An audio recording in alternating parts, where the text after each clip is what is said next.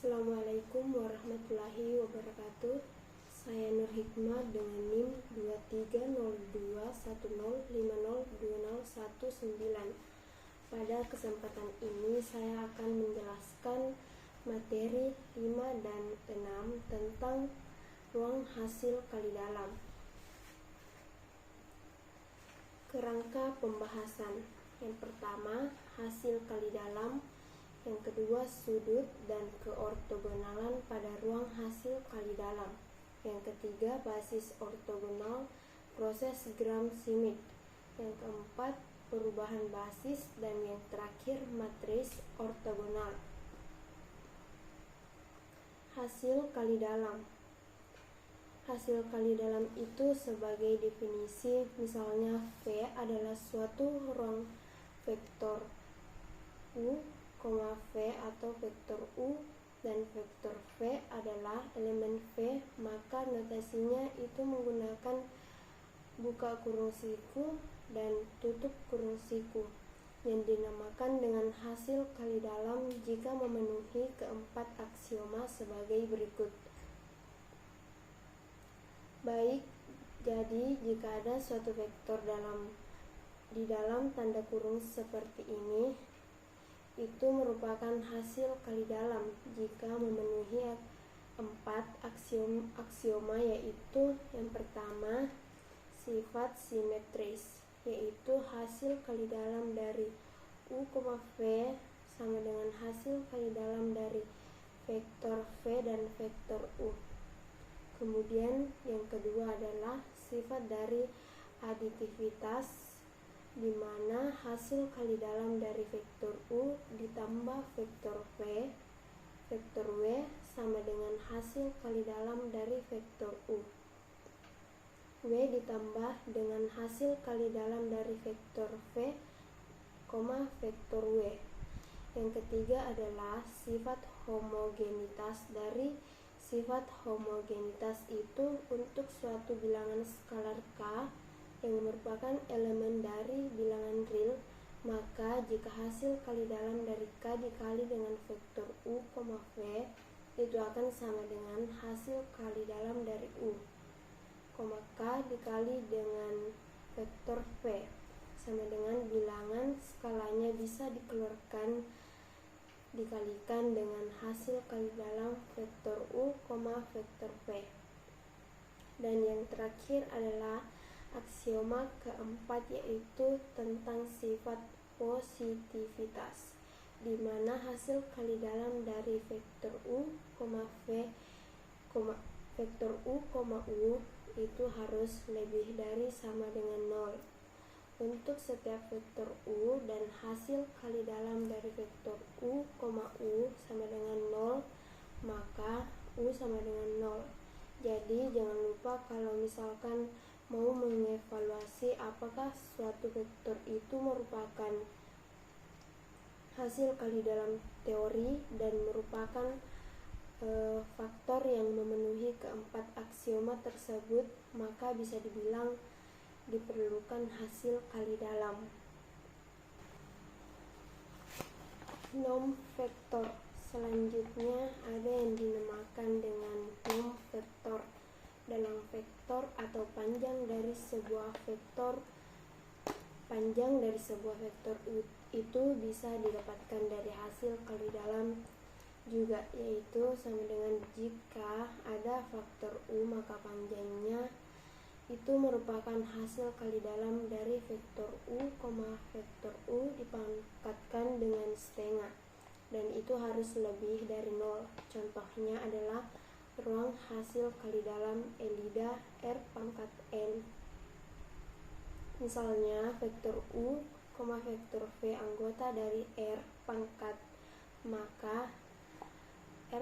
N, maka vektor hasil kali dalam vektor U, vektor V itu sama dengan U1, V1 tambah U2, V2 tambah hingga UN, Vn. Oleh karena itu didapatkan panjang atau nom dari vektor U sama dengan hasil kali dalam dari vektor U, vektor U pangkat setengah.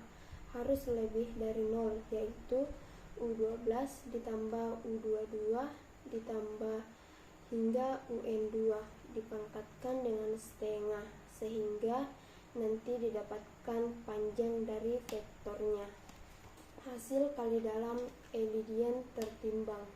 Jadi jika ada W1, W2 hingga Wn adalah bilangan nyata positif yang disebut dengan bobot, weight, dan jika U sama dengan U1, U2 hingga Un dan V sama dengan V1, V2 hingga Vn adalah vektor di R pangkat N, maka dapat ditunjukkan bahwa rumus U, V sama dengan W1, U1, V1 tambah W2, U2, V2 tambah hingga Wn, Un, Vn mendefinisikan hasil kali dalam dari R pangkat N dan disebut juga hasil kali dalam Euclidean tertimbang dengan bobot W1, W2 hingga Wn. Contoh, tunjukkan bahwa U, V sama dengan U1, V1 tambah 2 U2 V2 dikurang 3 U3 V3. Apakah dia hasil ke dalam atau tidak? Tentunya untuk bisa mengetahui apakah hasil kali dalam atau tidak, kita mencoba untuk bisa mengevaluasi seluruh aksioma yang ada. Namun, dari hasil penelusuran keempat aksioma tersebut, ada satu aksioma yang tidak memenuhi untuk membuktikan bahwa hasil ke dalam U, V sama dengan U1 V1 tambah 2 U2 V2 dikurang 3 U3 V3, yaitu tentang sifat positivitas. Jadi untuk sifat positivitas, perhatikan bahwa jika hasil ke dalam dari U, U sama dengan U1 kuadrat ditambah 2U kuadrat 2U2 kuadrat dikurang 3U3 kuadrat. Nah, pada saat tersebut didapatkan bahwa misalkan panjang dari U, U sama dengan 0, maka 3U3 kuadrat itu lebih dari U1 kuadrat ditambah dengan 2U2 kuadrat, maka panjang dari U itu kurang dari 0 atau tidak memenuhi sifat positivitas. Mudahnya adalah kita coba untuk buktikan dengan U sama dengan 2,2,2, didapatkan bahwa panjang dari U tersebut akan sama dengan 0. Seharusnya 0 hanya berlaku pada U saja. U sama dengan 0,0,0 bukan dari U yang lebih dari 0. Maka dari itu, ini bukanlah hasil kali dalam. Hasil kali dalam polinomial. Selanjutnya, hasil kali dalam ini juga bisa digunakan untuk suatu sistem persamaan linear yang polinomial. Jika P sama dengan suatu persamaan kuadrat dan juga Q persamaan kuadrat, maka hasil kali dalam P, Q sama dengan di sini A0 dikali dengan B0 ditambah A1 dikali dengan B1 kemudian ditambah A2 dikali dengan B2. Normanya atau panjang dari P itu sama dengan hasil ke dalam dari P, P pangkat setengah atau akar dari AN kuadrat tambah A1 kuadrat tambah A2 kuadrat. Contohnya, P sama dengan 3 tambah 5X kurang 6X kuadrat dan Q sama dengan 4 tambah 3X tambah 2X kuadrat. Di sini didapatkan hasil kali dalam dari P, Q tinggal dikali 4 tambah 5. dikali 3 kemudian min 6 dikali dengan 2 sama dengan 15, sedangkan panjang dari V tinggal masukkan saja akar dari 3 kuadrat, 5 kuadrat dan juga min 6 kuadrat, Y sama dengan akar 70.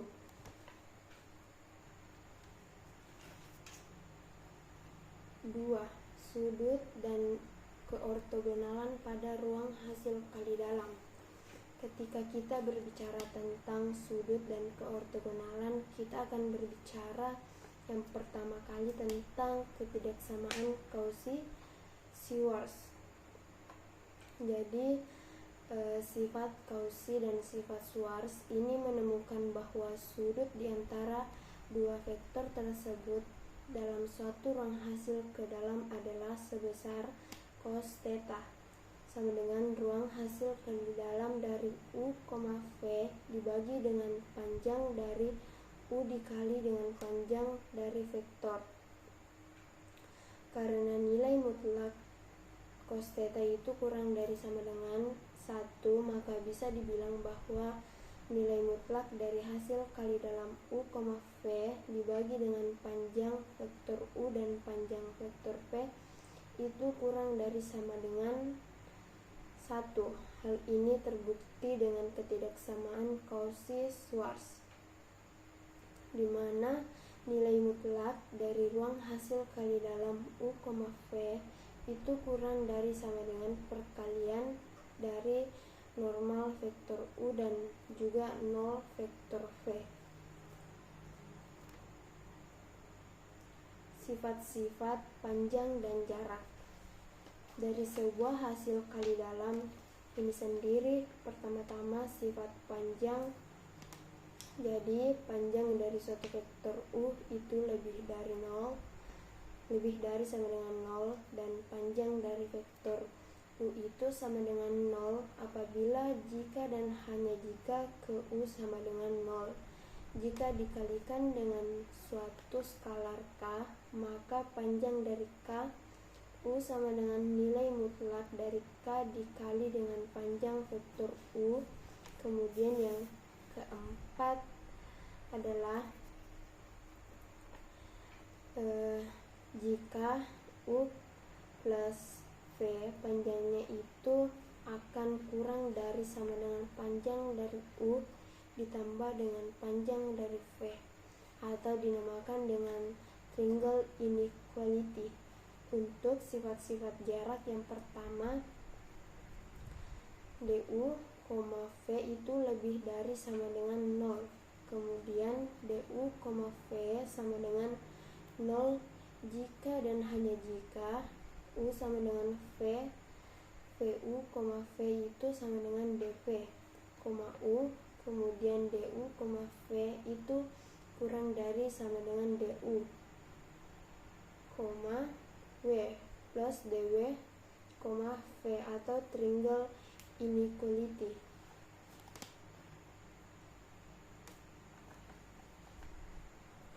Sudut antar vektor.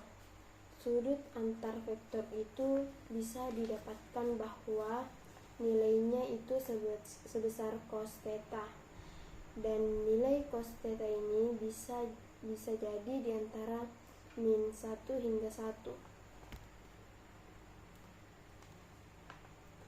Sebagai contoh, tentukan sudut dua vektor yaitu vektor U 4, 3, 1, min 2 dan V min 2, 1, 2, 3. Tentunya kita akan menggunakan rumus cos theta sama dengan pain hasil kali dalam dari U, V dibagi dengan panjang U dan juga panjang V. Karena itu kita cari panjang dari U. Di sini didapatkan sebesar akar 30. Menyadari V didapatkan akar 18, hasil kali dalamnya itu adalah min 9. Setelah ketiga-tiganya didapatkan, maka ini dilanjutkan untuk mencari cos theta. Didapatkan cos theta itu min 3/2 akar 15 atau theta sama dengan 1,97 radian. Ortogonalitas. Selain untuk digunakan mendalam mencari sudut, kita juga bisa menggunakan ruang hasil ke dalam menentukan apakah suatu vektor dari hasil kali dalam tersebut merupakan ortogonal atau saling tegak lurus. Suatu vektor itu disebut dengan tegak lurus tak terjadi saat cos theta sama dengan 0 atau kali dalam dari U, V sama dengan 0. Contohnya, apakah dua matris berikut ortogonal? Yaitu ada vektor U dan vektor V, di mana vektor U 10, 11 dan vektor V 02, 00. Kita tinggal cari hasil kali dalam dari U, V. Jadi 1 dikali 0 ditambah 0 dikali 2 ditambah 1 dikali 0 ditambah 1 dikali 0 jadi sama dengan 0. Karena hasil kali dari U, V itu sama dengan 0, oleh karena itu vektor U dan V ini bersifat ortogonal. Pelengkap ortogonal. Jadi jika ada suatu V bidang melalui asal R⁻3 dengan ruang hasil kali dalam Elida, maka semua vektor di L ini tegak lurus dengan setiap vektor yang ada di V. Itu disebut dengan pelengkap ortogonal. Misalkan ada W subruang dari ruang hasil kali dalam V. Sebuah vektor U di V dikatakan ortogonal terhadap W jika dia ortogonal terhadap setiap vektor di W, dan kumpulan semua vektor di V yang ortogonal terhadap W disebut pelengkap ortogonal. Dari W atau kita tuliskan sebagai W, dan seperti T terbalik, ini artinya adalah pelengkap ortogonal dari W. Sifat-sifat pelengkap ortogonal. Sifat-sifat pelengkap ortogonal adalah: yang pertama, pelengkap ortogonal dari W adalah subruang dari V. Kemudian yang kedua, hanya ada satu vektor yang umum terhadap W dan pelengkap dari W adalah 0. Kemudian pelengkap ortogonal dari W adalah W, sehingga pelengkap ortogonal dari W ortogonal, kemudian diortogonalkan lagi, itu hasilnya adalah W. Hubungan geometrik antara ruang nul dan ruang baris. Untuk hubungan geometrik antara ruang nul dan ruang baris jadi didefinisikan sebagai berikut. Jika A adalah matris M kali N, maka ruang nul A dan ruang baris A adalah pelengkap ortogonal di R⁻N berhubungan dengan ruang hasil kali dalam Elida. Yang kedua, ruang nul A transpos dan ruang kolom dari A adalah pelengkap ortogonal di R⁻M berhubungan dengan ruang hasil kali dalam Elida.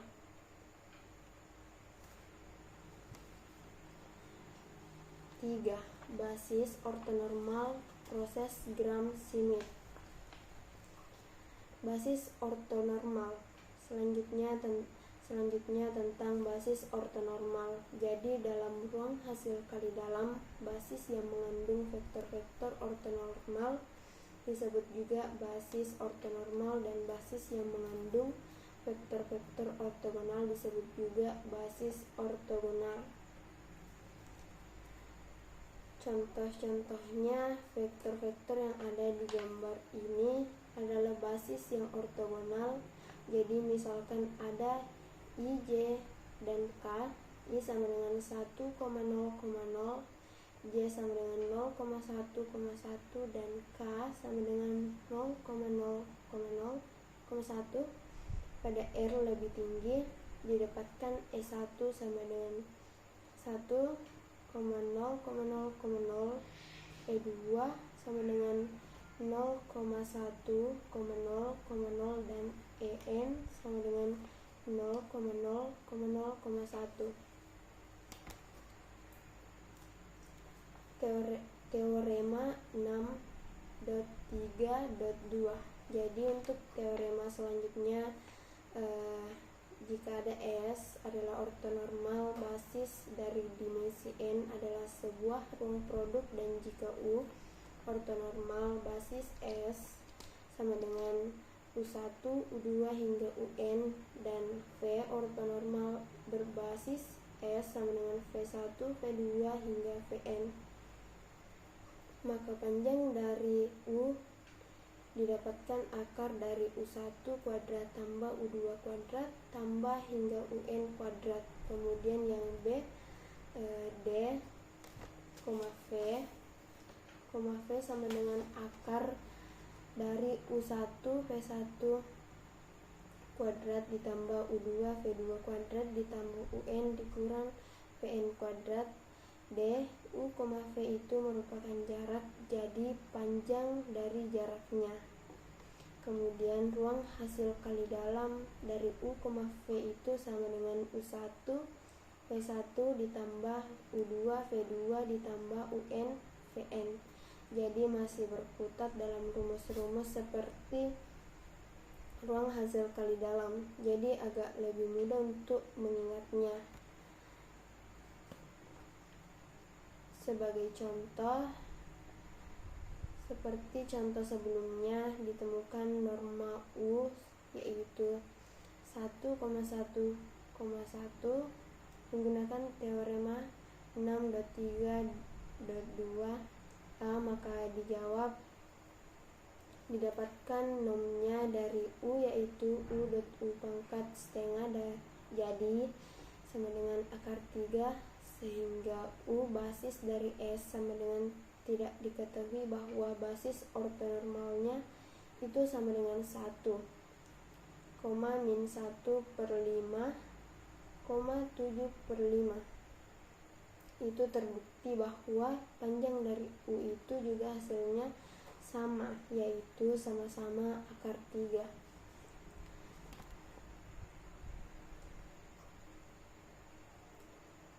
Koordinat relatif terhadap basis ortogonal. Jadi jika S merupakan himpunan V1, V2 hingga Vn adalah basis ortonormal untuk ruang hasil ke dalam V, maka normalisasi vektor tersebut menghasilkan basis ortonormal.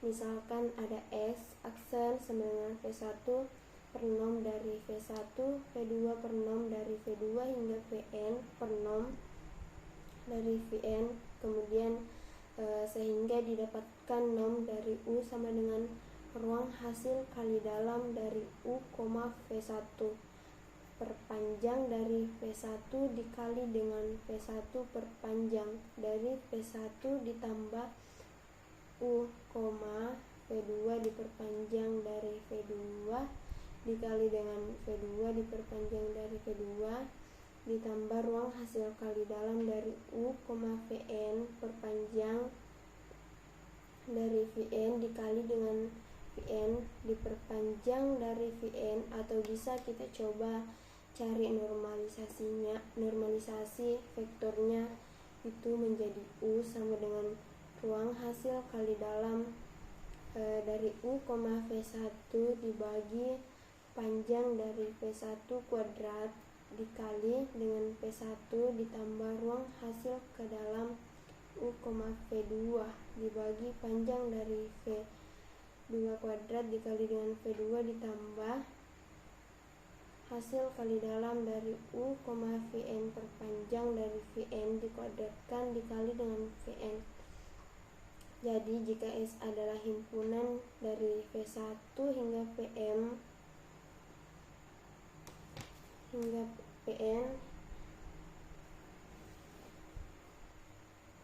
adalah himpunan. Jadi jika S adalah himpunan dari V1, V2 hingga Vn adalah himpunan ortogonal vektor-vektor buka 0 di ruang hasil adalah, maka S adalah bebas linear. Menemukan basis ortogonal dan ortonormal, proses Gram dan Schmidt. Untuk mencari basis ortogonal dan ortonormal itu dapat dilakukan dengan yang namanya proses Gram-Schmidt. Ada beberapa tahap, yaitu tahap yang pertama, jadi misalkan V1 sama dengan U1. Tahap kedua seperti diilustrasikan pada figur 633 ini, kita dapat menemukan sebuah vektor V2 yang ortogonal terhadap V1 dengan menghitung komponen dari U2 yang ortogonal terhadap V1 yang dibentangkan oleh V1. Jadi ini bukan dilihat secara 2 dimensi, tetapi kita lihat secara 3 dimensi, dan antara U2 dan U1 itu adalah ortogonal. Jadi besarnya V2 itu sama dengan U2 dikurang proyeksi dari U2 terhadap W1 sama dengan U2 dikurang ruang hasil kali dalam dari U2, V1 per V1 kuadrat dengan V1. Nah, jika V2 sama dengan 0, maka V2 bukanlah vektor basis.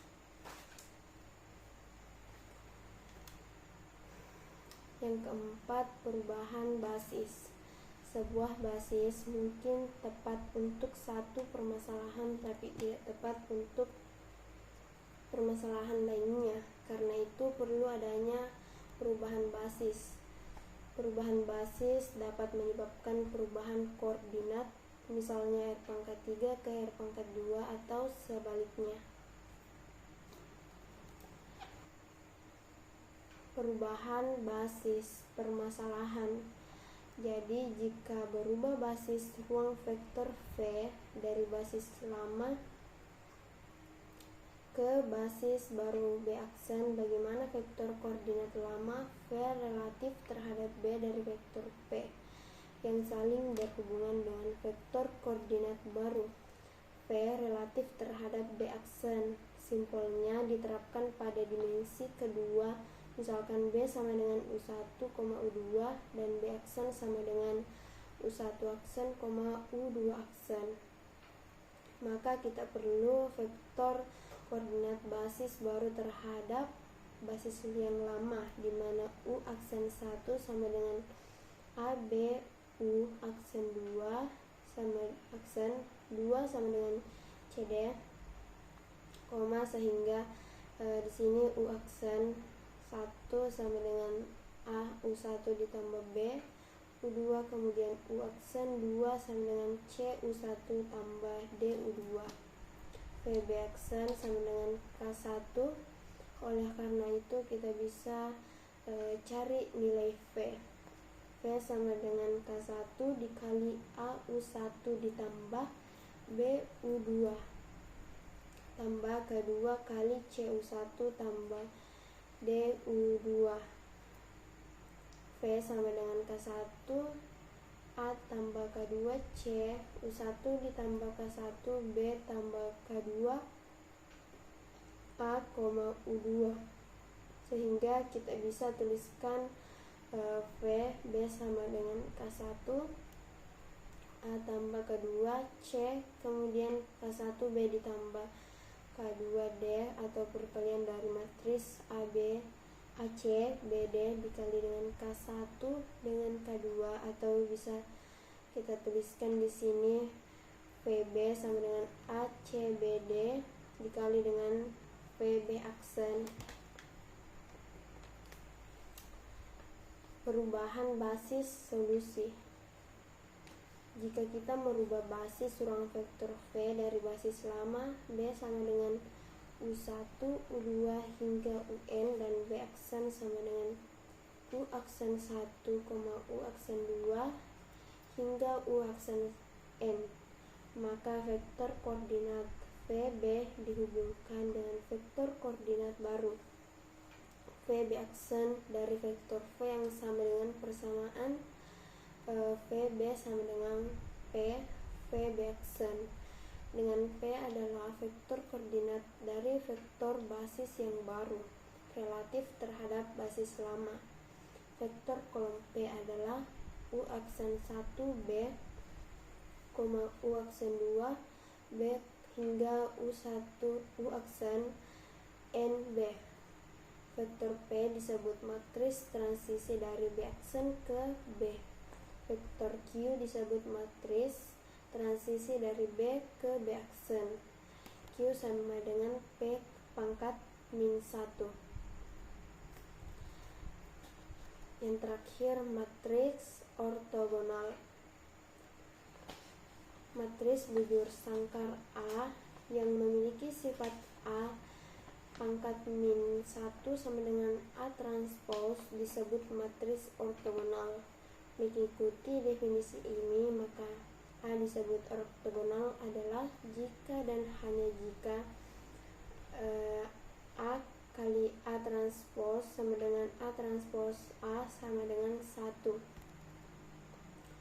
Contohnya, A sama dengan 3/7, 2/7, 6/7, min 6/7, 3/7, 2/7, 2/7, 6/7, dan min 3/7 adalah ortogonal karena A transpose dikali dengan A, yaitu hasilnya adalah matris identitas, yaitu 1, 0, 0, 0, 1, 0, dan 0, 0, 1.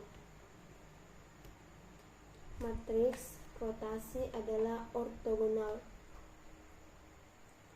Matris rotasi searah jarum jam pada R pangkat 2 A sama dengan cos theta min sin theta,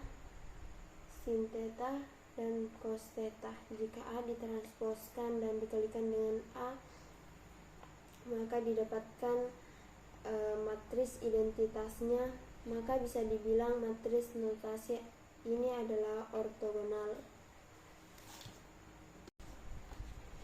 Terima kasih telah menyempatkan menonton video ini tentang ruang hasil kali dalam. Semoga terinspirasi dalam memahami konsep ini.